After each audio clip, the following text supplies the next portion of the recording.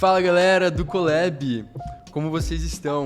Eu espero que até aqui você tenha recebido muito de Deus. Eu não sei em que posição essa aula vai estar no meio desse terceiro módulo, mas tenho certeza que, independente de onde estiver, você já recebeu alguma coisa de Deus durante essas aulas e eu tenho certeza que você tem visto grandes coisas na sua escola. A gente está muito feliz por poder participar disso junto com você.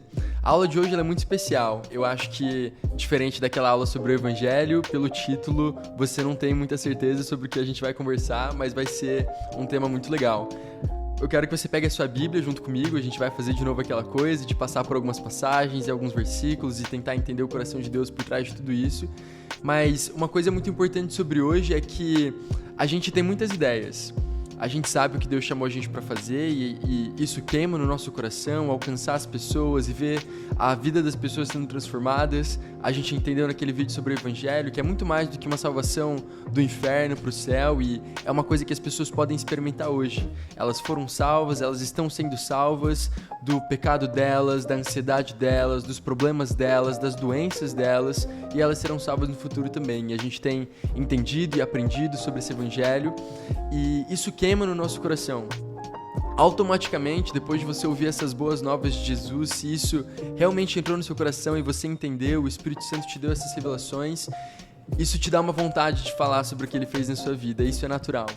E nesse movimento, naquilo que vocês têm vivido, naquilo que você tem visto na sua escola, eu tenho certeza que às vezes vem esses pensamentos, talvez até recorrentes, de o que será que a gente pode fazer? Como que a gente pode expandir mais o movimento, como que a gente pode alcançar mais pessoas, quais são as novas estratégias. A gente fala muito sobre isso hoje. A gente tem muitos sermões, a gente tem muitos temas, a gente tem muitos métodos, a gente tem muitos modelos, a gente tem muitos ensinamentos, a gente tem muitos cursos, a gente tem muitas ideias, a gente tem muitas estratégias, a gente tem muito de muita coisa. E no meio de todas essas coisas é muito importante que a gente volte pro básico, que a gente volte pro começo. E que a gente aprenda com Deus qual é a estratégia dele de alcançar as pessoas. Então a gente vai olhar um pouco para isso. Qual é a estratégia de Deus para transformar o mundo? Abre comigo em Gênesis no capítulo 1. Logo no começo da história a gente sabe, e eu gosto muito de falar sobre Gênesis, que Deus cria todo mundo e ele cria todas as coisas, até que ele cria Adão e Eva e ele diz para eles no versículo 26. Então disse Deus, façamos o homem à nossa imagem, conforme a nossa semelhança. Domine ele sobre os peixes do mar, sobre as aves do céu, sobre os grandes animais de toda a terra, sobre todos os pequenos animais que se movem rente ao chão. Versículo 28, Deus os abençoou e lhes disse, sejam férteis e multipliquem-se, encham e subjuguem a terra. Dominem sobre os peixes do mar, sobre as aves, sobre todos os animais que se movem. Eis que dou a vocês todas as plantas, enfim. Deus cria Adão e Eva e ele dá uma missão para eles. Ele diz, encham a terra, multipliquem. Deus fez algo tão bom que ele queria que aquilo multiplicasse. Ele queria mais pessoas como Adão e Eva. Então no capítulo 2 ele continua dando instruções para Adão e Eva e ele diz no versículo 24 do capítulo 2, por essa razão, o homem deixará o pai e a mãe e se unirá à sua mulher, e eles se tornarão uma só carne. O começo de toda a criação, o começo de todo o mundo foi através de uma família. Um homem e uma mulher que se amavam e que através da união deles, um filho nasceu. E a terra começou a ser subjugada e eles começaram a multiplicar, e eles foram férteis e assim começou o mundo. A gente conhece a história e eles saem desse jardim e aí o mundo é dominado pelo pecado. O pecado continua aumentando até que Deus decide mandar o dilúvio. Deus ele abre os céus e ele manda aquela chuva porque tinha muito pecado no mundo e ele quer refazer todas as coisas. Ele vai reconstruir a criação, reconstruir a humanidade. E para isso ele escolhe Noé e sua família. Então Noé constrói aquela arca, ele e a sua família entram nela, a chuva vem, destrói todas as coisas, as pessoas, e a partir de Noé e sua família, a criação, a humanidade começa mais uma vez.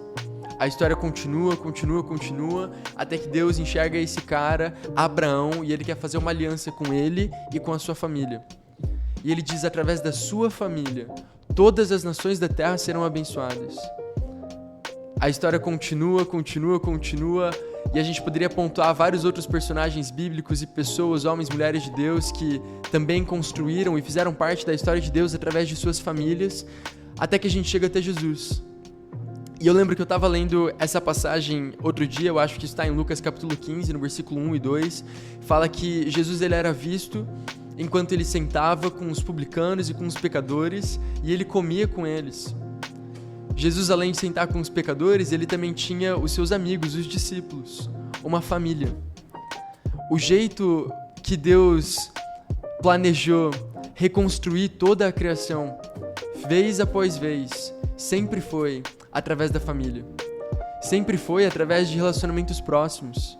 Sempre foi através... Nunca foi sobre um grande movimento, sobre um grande... A forma como Deus reconstrói o mundo e como Ele redime nações é através de famílias. Outra história que a gente tem com um exemplo parecido é a história de Ruth, no livro de Ruth. Fala que o povo estava vivendo num período de juízes, é o livro que vem antes de Ruth, o livro de juízes, e o povo ele pecava, e aí Deus levantava um juiz, e o juiz salvava eles da opressão e dos inimigos, mas daí o povo caía de novo no pecado, e eles estavam nesse ciclo repetidas vezes, até que Deus pega essa mulher e através de um casamento, ele reconstrói a nação inteira, uma família. Deus é um Deus de família. E esse é o plano dele de reconstruir as nações. Quando a gente fala sobre reconstruir famílias e sobre impactar o mundo através de famílias, Jesus ele define isso como discipulado. Discipulado nada mais é do que você formar Jesus em outras pessoas. É sobre você ensinar as pessoas como se pareceria a vida delas se elas vivessem como Jesus. Nada mais é do que você lembrar as pessoas da identidade que elas receberam nele. O nome desse vídeo é Qual é a Sua Mesa? Por causa dessa cena de Jesus sentando com os pecadores. Eu lembro que um dia eu estava correndo no parque e eu estava orando enquanto eu estava correndo, eu estava pensando sobre tudo que eu tenho visto na faculdade, as pessoas aceitando Jesus, entregando a vida para Jesus, mas ao mesmo tempo essa coisa de que, tipo, elas entregaram a vida para Jesus, mas elas ainda não são como Jesus. Ainda tem coisas na vida delas que precisam ser mudado. Pensamentos, mentalidades, hábitos, enfim. E eu comecei a orar sobre isso, porque aquilo estava incomodando o meu coração. E aí, enquanto eu estava correndo, eu estava orando, o Espírito Santo falou comigo: qual é a sua mesa? Eu estava tentando entender o que ele quis dizer quando ele falou isso, e aí eu lembrei daquela passagem de Lucas 15, e qual é a sua mesa é um chamado para todos nós. Comer nesse banquete, sentar numa mesa, esse relacionamento um a um, olhando no olho, sentando com pessoas, compartilhando vida, é isso que vai impactar as pessoas. O que você tem feito na sua escola como um grande movimento, isso é incrível e eu tenho certeza que vidas têm sido impactadas. Mas você precisa construir uma família. As pessoas precisam olhar nos seus olhos, elas precisam se sentir vistas, amadas, ouvidas, importantes, valiosas. Elas precisam ver você olhando no olho delas e afirmando: você é um filho de Deus, você nasceu de novo, você é um participante da natureza divina. E enquanto você afirma essas verdades e você gera fé no coração delas para acreditar nessas verdades, elas são realmente transformadas. Então qual é a sua mesa? Qual é o seu jeito de sentar e de compartilhar a vida com pessoas que não se parecem com Jesus? Talvez para você essas pessoas hoje são até o seu grupo de apoio. As pessoas que já são cristãs, mas que ainda tem coisas no caráter delas e no coração delas que precisa mudar. Talvez para você são 3 amigos da sua sala, 2 amigos da sua sala que ainda não conhecem a Jesus. Qual é a sua mesa? Qual é esse lugar de intimidade que você vai permitir com que elas se aproximem de você, que você se aproxime delas, que isso crie um vínculo entre vocês dois e através disso as pessoas conheçam a Jesus? O que você precisa entender é que no momento que você entregou a sua vida para Jesus e você entrou nessa nova aliança que o sangue de Jesus entregou pra gente, você se tornou um com Ele. A gente falou isso sobre a aula do Evangelho, lembra? Você se torna um com Jesus. E o que acontece quando você se torna um com Jesus é que com o tempo, essa unidade começa a ser revelada para as pessoas.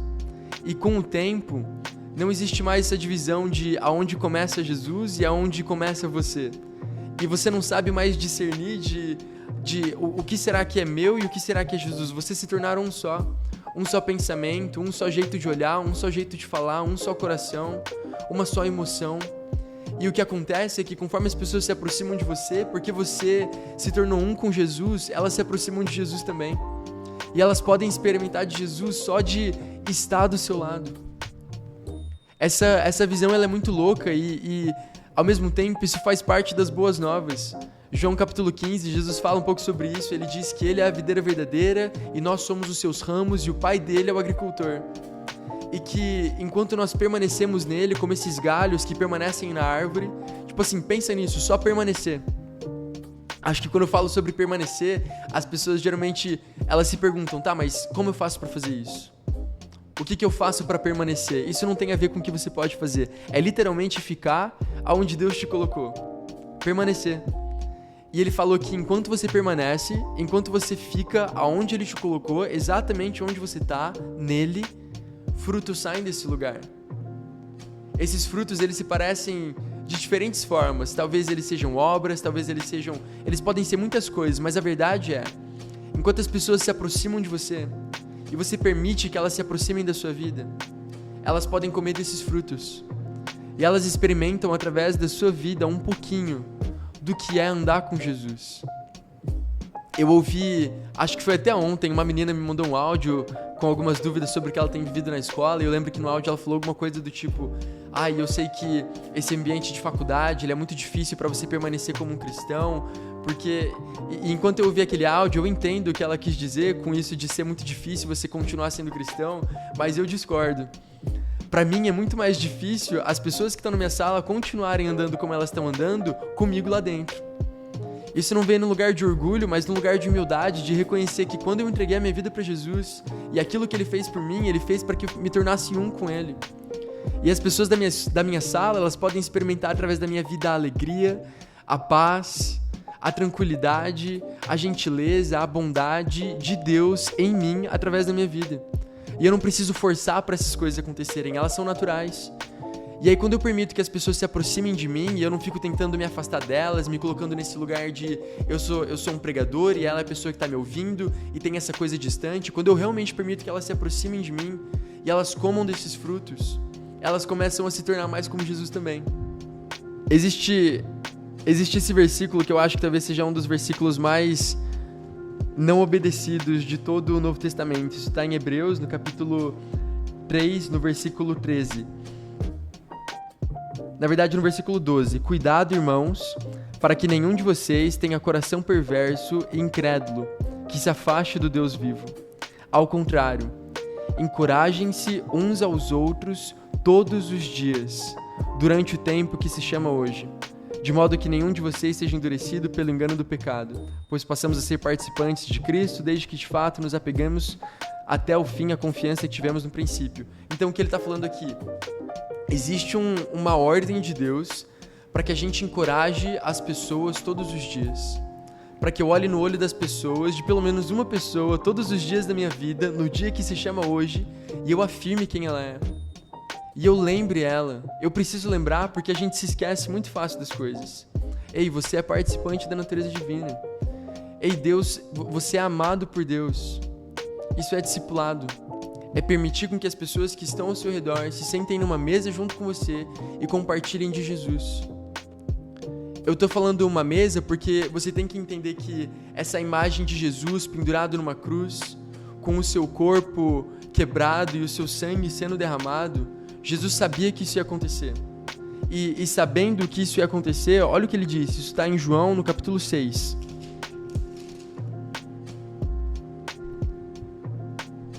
Ele diz: eu sou o pão vivo que desceu do céu. Se alguém comer deste pão, viverá para sempre. Esse pão é a minha carne, que eu darei pela vida do mundo. Todo aquele que come a minha carne e bebe o meu sangue tem a vida eterna, e eu ressuscitarei no último dia. Pois a minha carne é verdadeira comida e o meu sangue é verdadeira bebida. Todo aquele que come a minha carne e bebe o meu sangue permanece em mim e eu nele. Da mesma forma como o Pai que vive em mim me enviou e eu vivo por causa do Pai. Assim viverá por minha causa aquele que se alimenta de mim. Jesus, sabendo daquilo que ele ia fazer, ele disse que o corpo dele e o sangue dele era como pão e era como uma bebida verdadeira. O que ele queria dizer com isso é que enquanto a gente se senta numa mesa, enquanto a gente compartilha desse pão, enquanto a gente fala sobre Jesus, enquanto a gente aponta para quem ele é, para aquilo que ele fez, a gente é nutrido. Isso nutre os nossos corpos.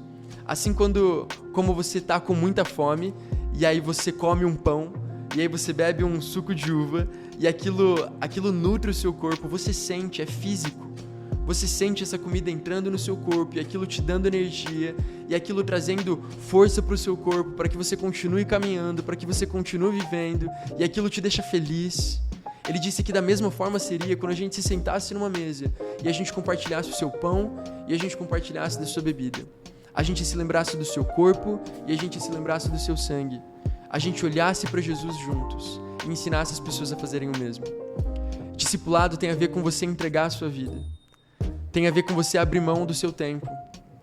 É você dizer que o seu tempo não é mais importante que a vida das pessoas. Eu sei que pra mim essa era uma grande dificuldade no começo, porque era muito fácil eu tirar 15 minutos do meu intervalo pra eu falar de Jesus pras pessoas e depois eu seguia com a minha rotina e elas seguiam com a dela. E sendo bem sincero, a minha rotina pra mim ela é muito sagrada. Então eu tenho o meu horário pra cada coisa e eu faço cada coisa no seu momento e eu sou bem regrado com isso. Mas eu comecei a entender que o meu tempo não pode ser mais precioso do que a vida de alguém. E várias vezes eu vou precisar abrir mão do que eu quero fazer e dos meus desejos e da minha rotina e do que pra mim é uma prioridade, para que as pessoas sejam uma prioridade. Para que eu entregue a minha vida, para que pessoas saibam que elas são amadas. Isso fala sobre prioridade, isso fala sobre a forma como você usa o seu tempo, isso fala sobre você viver como Jesus vivia. Sobre você entender o que é mais importante. Você conhece a palavra de Deus e eu tenho certeza que você reconhece que existe muita coisa aqui pra gente aprender. Existem muitos ensinamentos e às vezes eu fico meio que pensando muito, sabe? Quando você pensa demais nas coisas e eu fico pensando, tipo, eu preciso entender, eu preciso saber, eu quero viver tudo que tá escrito aqui e esse é um desejo bom, essa é uma fome boa. Mas a Bíblia dá pra gente um atalho. Olha que legal, isso tá em 1 Pedro, no capítulo 4, no versículo... A gente pode começar no versículo 7. Pensando em todas essas coisas, em tudo que a gente pode aprender, em tudo que a gente pode estudar, olhando para todo esse cenário da Bíblia e das coisas que a gente quer aprender, a Bíblia diz assim: o fim de todas as coisas está próximo. É importante que a gente se lembre disso, o fim está próximo. Não é uma realidade distante, está chegando. Portanto, sejam criteriosos. Sejam alertas, dediquem-se à oração. Sobretudo, acima de todas as coisas, pensando em tudo que eu acabei de falar, acima de tudo isso, sobre todas as coisas que você sabe, amem-se sinceramente uns aos outros, porque o amor perdoa muitíssimos pecados. Sejam mutuamente hospitaleiros, sem reclamação, e ele continua com uma lista muito bonita que você pode ler aí na sua casa depois. Mas, sobretudo, amem-se uns aos outros, sinceramente. É o amor que perdoa pecados. É a bondade de Deus que convence as pessoas do pecado. Amar as pessoas precisa ser uma prioridade. Dá atenção para as pessoas, dá o seu tempo para as pessoas, sentar com elas. Eu não acho, de todo o meu coração, que o grande avivamento que a gente está esperando que aconteça, esse grande mover de Deus, as nações conhecendo a Jesus, isso não vai acontecer através de um grande evento, através de um grande movimento. Isso vai acontecer através da sua decisão de dar um passo em direção a amar as pessoas sinceramente com todo o seu coração.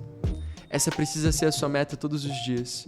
Ter certeza de que as pessoas que estão ao seu redor, as pessoas da sua sala, as pessoas da sua escola, se sintam amadas por você. Um tempo atrás eu achava que fazer evangelismo era muito mais legal do que fazer discipulado. Sabe, quando Jesus dá esse grande mandamento, a grande comissão, e ele diz: vão, preguem o evangelho, vão e façam discípulos. Eu sempre achei a parte de pregar o evangelho mais legal. Porque é fácil. É fácil você conversar com alguém alguns minutos e você falar sobre as boas novas de Jesus e você vê aquela pessoa sendo impactada pelo poder de Deus. Talvez você ore por cura e ela é curada, e isso é muito gostoso. E eu sempre achei que essa parte do discipulado ela era muito mais difícil, e ela realmente é. Você sentar com alguém várias vezes, vida na vida, você permitir com que ela se aproxime da sua vida, você se aproximar da vida dessa pessoa, você se tornar alguém disponível, você abrir mão da sua prioridade, dos seus gostos, do seu tempo. Isso é muito mais difícil, exige um sacrifício nisso. Mas fazendo isso e colocando em prática as palavras de Jesus, eu tenho experimentado que existem poucas coisas tão gostosas quanto ver alguém se tornando mais parecido com Jesus. Eu tenho acompanhado esses meninos na minha sala e é sobrenatural. É sobrenatural, não tem outra palavra.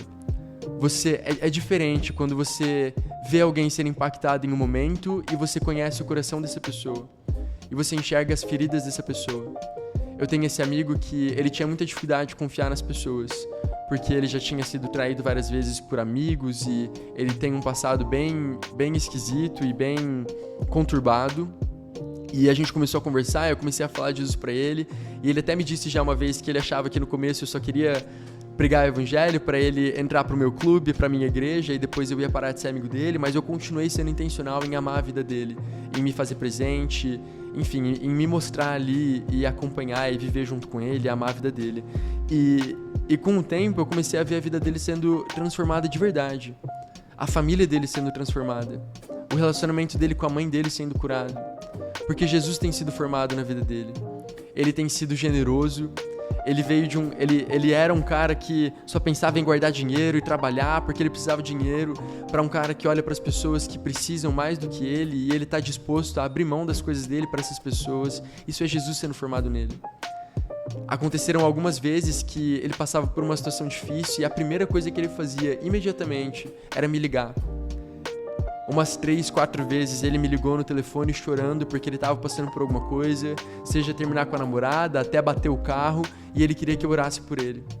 Isso é discipulado. Isso é vida na vida. Isso é amar as pessoas como Jesus. O chamado desse vídeo, o chamado de Deus pra gente nesse tempo é transformar o mundo. E a transformação do mundo vai acontecer de um só jeito. Quando a gente entender que não há amor maior do que esse, do que aquele que dá a vida pelos seus amigos. Que você, no nome de Jesus, ore agora e pergunte para Deus como é que você pode amar as pessoas que estão ao seu redor. Eu quero orar junto com você. Senhor, a gente reconhece que às vezes a gente considera o nosso tempo precioso demais, os nossos hobbies, os nossos gostos, os nossos planos, o nosso futuro, essas coisas são preciosas demais pra gente. A gente tem dificuldade de abrir mão dessas coisas. Elas talvez tenham tomado um espaço no nosso coração que pertence ao Senhor Jesus. E eu oro agora para que o Senhor traga para os meus amigos que estão assistindo agora esse mesmo entendimento que o Senhor tem colocado no meu coração. Que eu morri com Jesus. Não que a minha vida não é mais importante, mas ela está nas suas mãos. E porque eu morri com Jesus e eu ressuscitei com Jesus também, eu posso viver despreocupado com a minha própria vida. E eu posso olhar para as outras pessoas. Eu oro para que o Senhor abra os nossos olhos para as pessoas que estão ao nosso redor. As necessidades delas, as dores delas, as lutas delas. Pessoas que estão machucadas, pessoas que só estão esperando, Deus, por uma oportunidade de se sentirem amadas por alguém de alguma forma. A gente quer tanto pregar o Evangelho, mas que a gente viva ele também. Tem esse versículo, João 3,16, que o Senhor amou o mundo de tal forma que deu o seu Filho unigênito para que todo aquele que nele crê não pereça, mas tenha a vida eterna. Eu oro para que esse não seja só um versículo pregado, mas vivido. Que a gente ame tanto o mundo, que a gente ame tanto as pessoas da nossa sala, que a gente ame tanto os nossos professores, ame tanto os nossos amigos, os nossos colegas, aqueles com quem a gente nunca conversou antes. Que a gente está disposto a entregar a mão, abrir mão da nossa própria vida. Porque não existe amor maior do que aquele que dá a vida pelos seus amigos. No nome de Jesus. Amém.